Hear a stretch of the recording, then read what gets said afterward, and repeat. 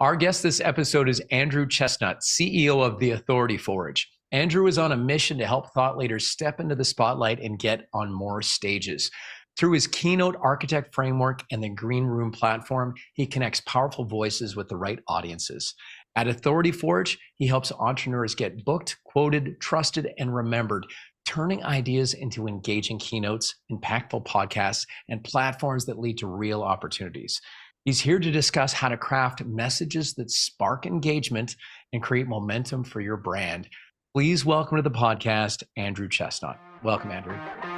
Welcome to the Engaging Personalities Podcast. I'm Anders Belanger, founder and CEO of Engagify, where we're on a mission to rehumanize business through engagement. We believe that we can all be more successful if we can command attention and deepen connection. So stick around to the end of the show and we'll reveal how you can be our next guest on a future episode. So let's get ready to engage.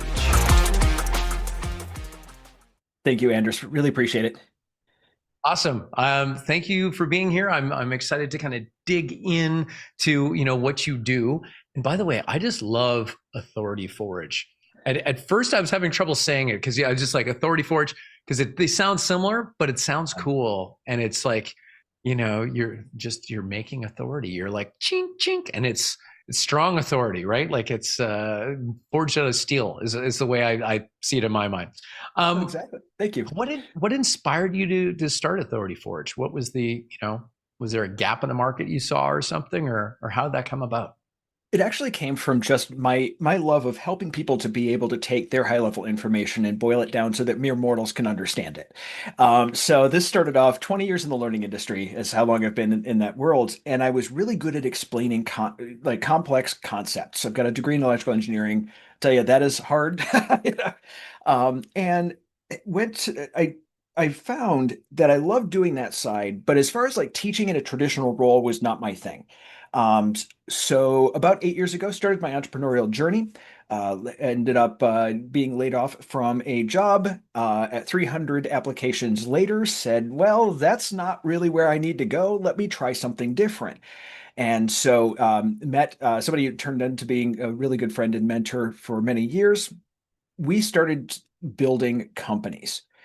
And the first one we did, it started off as a TV show and and something called Flip Out Academy. It was supposed to be for helping people to flip houses and learn how to do this. The show wasn't picked up. We had to pivot. So Discovery was HGTV was sold. Scripps sold it to Discovery. Discovery said no, no. We were ready to be greenlit at that point, and it didn't happen. And so we had to pivot to life insurance. Of all things in the face of the planet, life insurance, specially designed and engineered whole life insurance policies using a system called infinite banking. The problem we ran into is nobody knew what the hell we did because it's this weird thing. When you think life insurance, you think, great, I'll use it when I'm dead. The death benefit. Not for this, something totally different. And so it all started with a webinar or a presentation, 90 minutes, explaining what this concept was. And I realized a few things when I helped Chris to build this thing, and it was that I was really good at explaining difficult concepts, and that we started and we went forward, and that this was a way to build authority for people, where you could get your name out there, you could become the go-to person in your space, and I loved doing it. So it worked out really well. So I took that background that I had in learning, mix that together with presentation skills as well as some speaking skills, and move that into starting with keynotes. And I had been writing them since. Then the next part was I was on a mapping session with one of my clients who's also a friend of mine, and he's got a couple TV networks that he's built. And so we're talking through this thing. We get to the end of it, and he turns to me. He's like, this is a podcast, so you really should start one. And so I did. I started mine called the Hustle and Grind podcast a little over a year ago, and found out I loved it. I like talking. I like being on podcasts. I like being around people. And I also found out that keynotes and podcasts have two different use cases. Keynotes are more done for go out there and show what information you have in a more formal way. Podcasts are more about let's go talk, and now you get to learn some of the stories behind why somebody did something are on a more conversational level. And so that's the journey that I've taken, and to kind of come to the point where I do those two things that I love the most and that I know the most, and I've kind of found my niche, and that is authority via keynotes and via podcasts. Very cool. Very cool. So what are some of the kinds of industries or the kinds of companies you've helped, create more authority through those two vehicles? So I know real estate. So I've been in the real estate space for a while, and that's just because taught it for a while, was a licensed realtor. You can use any industry can use this. It's not anything that's like, it's not anything that's I should say it is industry agnostic. So anyone can actually use it. I just happen to stick around what I know, and that's finance and yeah, finance and real estate. So but yeah, it's just about having a person who wants to be able to get onto stages, wants to be able to sell, wants to be able to do it in a way that isn't salesy, wants to be able to spread their special version of genius that they have in their mind to other people. And again, the most effective way I've ever found is keynotes and the podcasts. But yeah, it's agnostic for industry. Okay, cool. And with the keynoting, are Mhm. you doing the physical writing of the keynote? It's a collaboration, I guess, because this person might have some personal stories that you can mine and get into that. Yeah. But do you basically have like um, a flow chart or a recipe for what makes a good, well, I guess keynote that sells in a sense? Is that kind of your secret sauce then, Andrew? It is. So one of the reasons I started the Authority Forge, and this is the third company I've helped build. So it's sort of, I like being a builder and I like being a founder. But one of the things I saw was entrepreneurs are incredibly busy, especially when Mhm. you're first getting started. You're chief everything officer, and your job title is yes, whatever has to get done. You know? So the time is a huge issue, and if you can help somebody by giving them back time, they are very grateful for it. Second thing is we're all neurodivergent. It's the way entrepreneurs roll. And the problem we run into with that is a thousand directions. Our brains are all over everywhere. It's the world's fastest race car, but the steering sucks and the brakes are terrible. It's the easiest way to, think about it. Think about seeing a visionary in visionary mode when they're just going in a Yeah. million directions. It's hard to get that into a keynote because there's no structure. It's all of these great ideas. And so what I realized is I could help with those. So what I do is we get onto Zoom. I have an AI note taker that helps me just kind of take some notes on things. We do a couple of sessions, and then I write it. I take all of that information, boil it down to its essence, get some stories out of it, direct traffic on it, make sure we get this story here, this is how it flows, and build that into a keynote for people. So it's the time is minimal. It's a few hours of work and then some rehearsal, but it's also your stories. I'm helping guide it. It's not me telling your story. It's you telling your story. I'm just there as the training wheels and the structure around it. And yes, I do have a framework that I use, and to help people to get to tell those stories, to get it in the right directions, and to help them sell. Because that's ultimately the goal, is to help people sell in a way that they want to know more about you. They want to connect, or they connect with you. Stories are the easiest way to do that. So that's interesting. And so yeah, for the business owner or whoever it is, the entrepreneur, really low barrier to entry to work with you because you're doing a lot of the heavy lifting, right? You're Yep. doing Yeah. they just kind of need to have the desire to Mhm. want to get it done and then to rehearse it and perfect it, Yep. sort of thing. Yeah. As when you say to sell, are some of your clients actually selling from the stage, or are more of them, or is it a combination of that and kind of that lead generating, kind of looking for the hand raise to do business down the road kind of thing? A lot of times they're selling.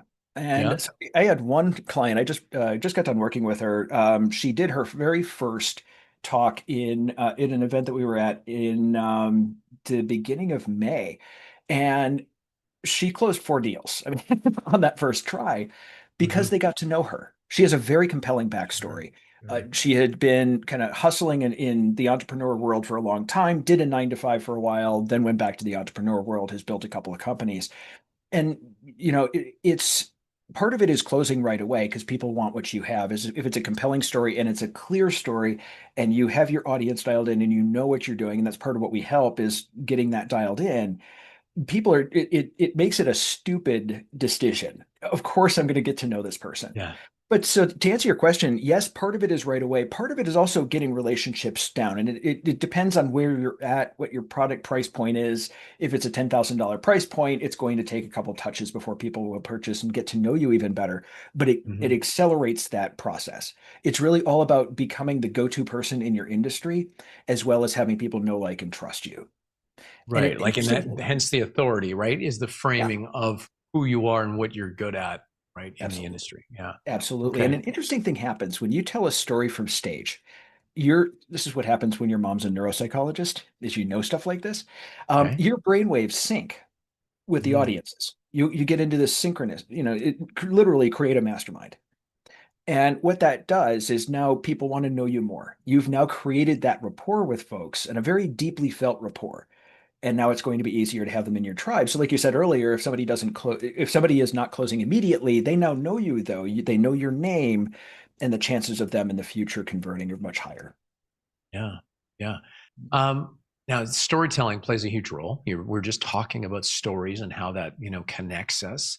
Mhm. Do you have your own take on what makes a great story in this context? Like is there a perfect kind of journey that happens that makes people get to know you, but also is positioning you in the way that you want to be positioned?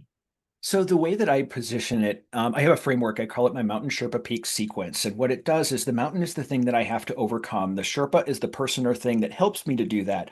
And the peak is what the view from the top, my new way of doing things. And so as I go through a keynote, I'll use these sequences, like one or two of them, not too many, but I'll use these sequences to help me bridge that gap and to help people to tell stories. That's one thing that we're not good at as entrepreneurs is being able to tell a compelling story, and using a framework like this really helps.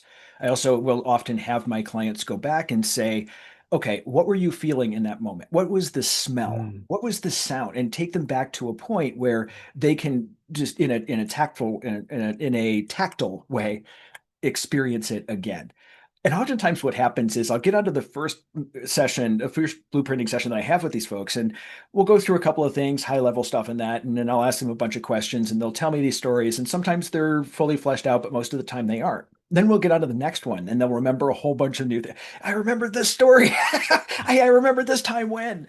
And it just brings up those memories all over again. And so that's usually so the structure, the Mountain Sherpa Peak sequence helps a lot with how to structure them.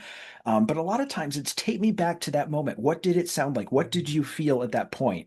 What sounds were around you? Where were you at that moment? And that takes us back to that moment. And you can find people are pretty able to describe what that is. Yeah. Yeah. And that reminds me too, when you're storytelling, if you're telling it in the present moment, not like, hey, this thing happened to me and then this happened, but when Mhm. you're experiencing it, man, that brings the audience along so much Mhm. more because they feel like they're watching it in the moment, Yes. when it's in that tense. Yeah.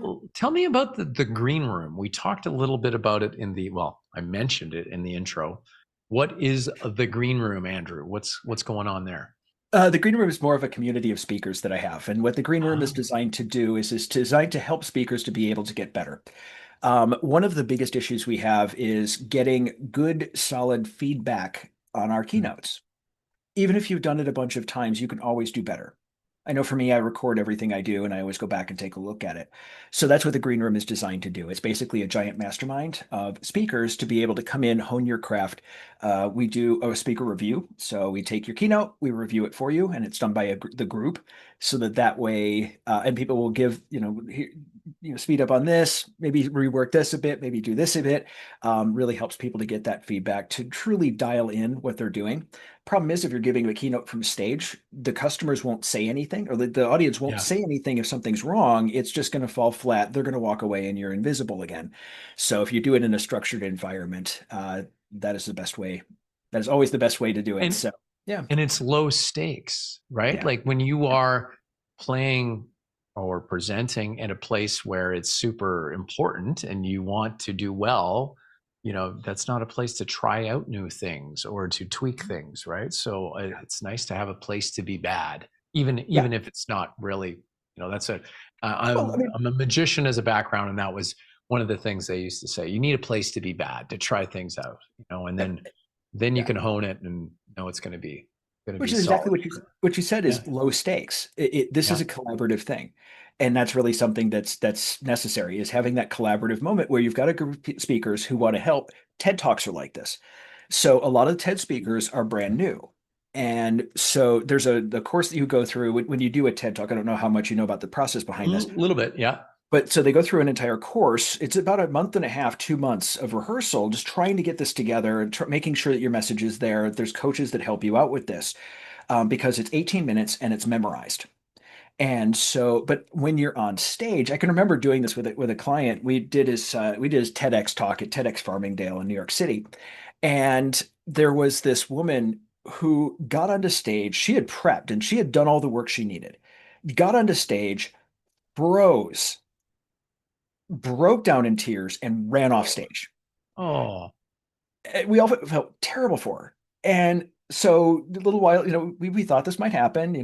These are new speakers. So she tried to, and so we kind of just went on with the next person and did our thing.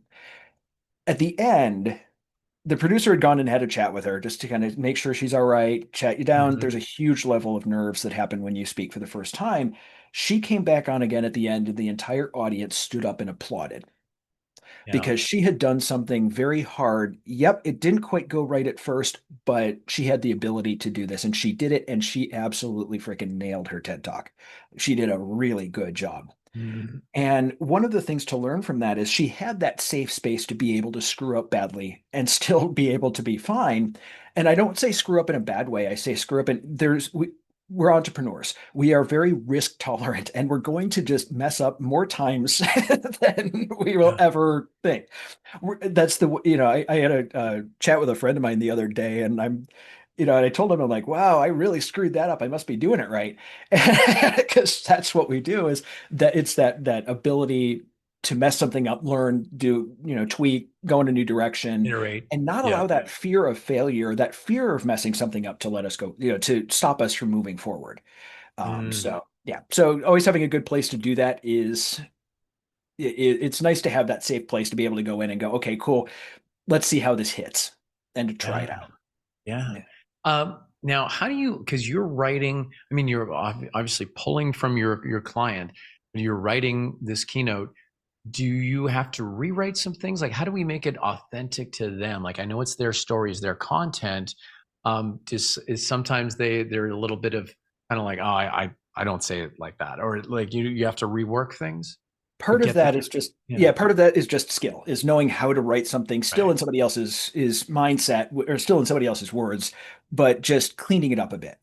Yeah. So when you're speaking casually, it's difficult. You're not speaking on stage. You're speaking in a casual conversation, a casual mode, but there's some other ways we can say things to reframe it. Or if there's one specific part I want to focus on, I'll say that. I had one client who had this story about a red jacket that he had, and he was telling me the story like we're talking right now, which would not have played well on stage. And so we just kind of wordsmith it around a bit to say, okay, here's how we're going to actually write it. There's some skill involved with doing that. And so my team and I are really good at being able to take those words and not put words in someone's mouth, but do it in a way that's similar to what they are. The second thing is when I do keynotes, I do the way that I will do things is do them in bullet point fashion. Yeah. Because once you've actually gotten the keynote down, I'll give people a script to hear how the flow is going at first, but then I just do bullet points. Here's 4 bullet points. This is what you have to hit on this slide, and here's the number of minutes you have to do it. And so that Right. allows them to really get that inside. Now they know what they're saying, they know how to say it. Yeah. It's just a matter of wash, rinse, repeat.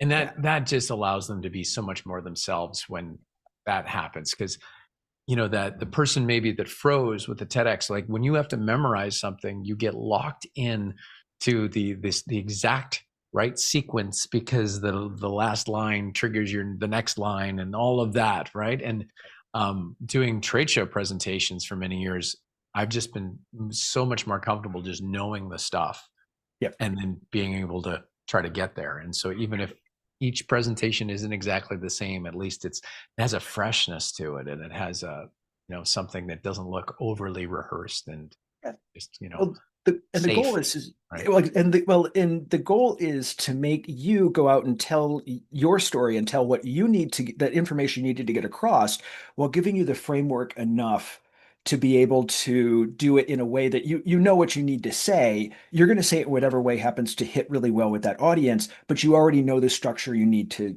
do it in. Yeah, You already yeah. have the words behind you. You have the structure. You have the concepts behind you. It's just bringing that out and now allowing you to go out and do that brilliant thing, not having to worry about, did I say this? Did I do this in the right order? And that sort of a thing. So that's really why I started the Done For You services is because I wanted to be able to help people to just go out, spread that brilliance they have without having to really think too much about it. Which is a funny thing to say. Share their brilliance with having to think too much Without about having it. to think too much about it. But it Exactly. makes sense. So in the intro, we talked about, getting on stages. So Yes. do you help your clients find the right stages where they can, obviously tap the audience and be able to sell to the audience? Is that easier to do, harder to do in certain industries, or tell us, what does that process look like? So it's a little difficult to do it first because you have to have built that authority first, then and gotten some, gotten some experience first, then you can go out and do it. As far as a formal part of my service, I don't ever put it as part of like one of the deliverables in my Okay. contracts or anything. However, I also have a large network, and if somebody is having an event, of course I'm going to pass it along. I just did that with somebody the other day. They happen to need a specific speaker. I had somebody in my arsenal and just pulled them out and said, "Hey, go talk to this person." But it's the getting events and getting booked for events is a lot about making sure that you are prepared for it first and then going out and getting them. I think a lot of people think, hey, I can go out and talk. I'm going to book myself at events. And that never usually Right. goes very well. So the first step is going to be getting that credibility out there. You're going to find people asking to have you speak at events. I have this happen, regularly where people will say, hey, can you come and speak at this forum? Can you go come and speak at this event? And you build a reputation. And so if you have somebody that's saying, "Hey, I'll charge you to go get booked at events," you might get decent quality events, but maybe not. I don't want to have to be that person saying, "I'm going to go do this," and then not be able to follow through. Mm. So yeah, yeah. But if it's like if I see somebody and hey, you guys are going to be able to speak at this event, I think you're going to go very well with it. Then absolutely, I place people. But yeah, Well, it's nice that I think through Authority Forge, you are forging your own authority by yep, cranking out, good speakers who yep. can, deliver on these stages. So are some of these events, just like you mentioned, do they look to you then as this kind of like, as that authority figure on authority figures, if you will? Yeah, I've had that happen where I've had events where people are like, "Hey, I need a hand." I did this last year in Salt Lake City. We had an event, and they needed two keynotes, two people to come in and speak on a specific topic. And I'm like, "Yeah, I know someone. I know a couple people uh, to be able to have them come in there." And yeah, the speakers were perfect fits. It actually worked out really, really well. But yeah, I do find that that happens where you Yeah. get people who are like, "Hey, you're the keynote guy. Yeah, can you? I need a hand." You could almost become a bureau. Not that you maybe want to get into that business, but that's kind of where it's going, right? So, Exactly. um, Yeah. what percentage are of these stages, when we just talk about these venues, Sure. are maybe kind of not paid to speak, but you're be able to promote yourself, which it sounds like a lot of it is, Yeah. being, speak to sell in the back of the room or sell right then and there. And sometimes it's paid to speak and do Hmm. that, right? And what else? And then the other one, I guess, is just being paid to do a keynote, right? Just being Yeah. paid for your services. What kind of, or maybe it's all over the map, but what do you see as kind of the split for your clients out there in the marketplace? It's a little bit over the map, just depends on the event itself and what they're doing. Let me break it down into two different types of talk you're going to give. There's a proper keynote where it's motivational. And then there is a sales presentation, which can sound similar, but I like to make mine sound a little bit similar to them, but it's giving value, but you're also selling something. Yeah. It's more of B than it is of A because you only need one keynote speaker, one or two keynote speakers at an event, whereas you're going to have five or six other people come in and speak on whatever they happen to be selling. As far as the sales are concerned, usually they are not paid. Generally, they're not paid. And the event coordinator will take 30 to 50% of whatever you make as a commission on those talks. So just Mhm. be ready to do that, bake it into your pricing. That's about what's going to happen. Way more than a standard referral fee. Events don't make money and they're not super lucrative, and so people aren't really gonna want to. That's why they take such a larger percentage of it, is because they're Yeah. just not, make a lot. Unless you're Grant Cardone doing 10x or some other huge massive, when you have the quality of the, just quantity volume, then Hmm. it's not really going to make a whole lot. Right. So that's how the sales side goes. So 30 to 50%, that's what you're going to be paying, and they are very rarely paid. For keynotes, it depends on how experienced you are. Some are pay for play, where it's 5, 10,000, and that's what you're going to pay to be on the stage. These are for very high-end masterminds, and these are usually for places where I'm trying to build a tribe or I'm trying to build something. So you're going to start off either for free or paid. Or paying them for the Yeah. opportunity to do that. That's how it's going to work at first. Yeah. Once you start to build your name, though, there's speakers that I know out there who are doing 5, 10, $25,000 a pop easily. I know Sure. one out there is doing 100, and very rare situation you're going to make that kind of money speaking. By the way, average is about 10,000 is what you make when you speak. If you're a keynote speaker, and that is the you're not selling anything, you're going as a motivational speaker. Hmm. The ones that I know have very compelling backstories about how I overcame this. People love to hear these overcoming stories. So yeah, that's usually the best way to do it. To just kind of give you a lay of the land about what's Yeah, yeah, needed. for sure, for sure. Tell me, who, if you had to kind of, and you said, you're industry agnostic. We talked about that already. But what kind of entrepreneur, what kind of person are you looking for that is a good fit? If one of our listeners is like, oh, this sounds kind of interesting, is there a certain sweet spot that you like to work with people? So if you've ever asked that question, or if somebody's asked you to speak tomorrow, Yeah, like, I have this great event, there's going to be, 300 people there, absolutely perfect clients for you. Would you be able to do it? yeah, And I if want your to do answer that. is no, Yeah, or you that's what don't they feel do. ready for it, we need to chat. Okay, So got you, that's part got of you. it. Okay. Well, But that's a so good way of framing it, yeah, just like, yeah. and yeah, could you use more business? Yes. Well, then maybe this might be a good, way of Yeah. doing that, right? And Right. for me, you don't have to be a bad speaker to come and work with me. I had one client of mine, Carlos, who called me up one day. He's like, "Look, I'm going to be on stage with Grant Cardone in 3 weeks." He was a very experienced speaker. He's like, "Look, I'm going to be on stage with Grant Cardone in 3 weeks. I need a hand. Can you just come in Mhm. and help me to get this structured?" A brush And up. we did. Yeah. Took a couple of days and we got it structured for him. He crushed it. He did a great job. But he was an experienced speaker already. He just needed somebody to help him to bounce ideas off of, to be able to say, here's what you need. Maybe Yeah. tweaking this. The optics are a little wrong with this. I have people I go to when I write myself a keynote because I'm a very experienced speaker. So was my mom. So was my grandpa. I come from a line of speakers. I'm very good at it, but there's also times when I have blind spots and I need Sure. somebody else to come in who's an experienced speaker going, you need to change this around a little bit. This isn't coming out right. That's perfect there. Let's move this around, So it's not Yeah. just people that are brand new. I also help experienced speakers to be able to absolutely dial in their talk and to Yeah. be able to go there. And the other thing too that I wanted to talk about as well, because the other half of what I do is podcasts, is there's two versions. Like we talked about this up in the beginning, where that talk that you're giving on stage is very formal. There's Yeah. a procession to it. There's a progression. This is how we do it. Podcasts are more, let's talk a little bit back and forth. Let's have a conversation. And what you find happening is when you give a keynote, you get these little pre-recorded scripts. With one client, I was using specially designed and engineered whole life insurance policy. Okay, great. Little scripts that we have, little things that we do. You're hearing me use some of them on this podcast as well. It's a great way to go out and try them out.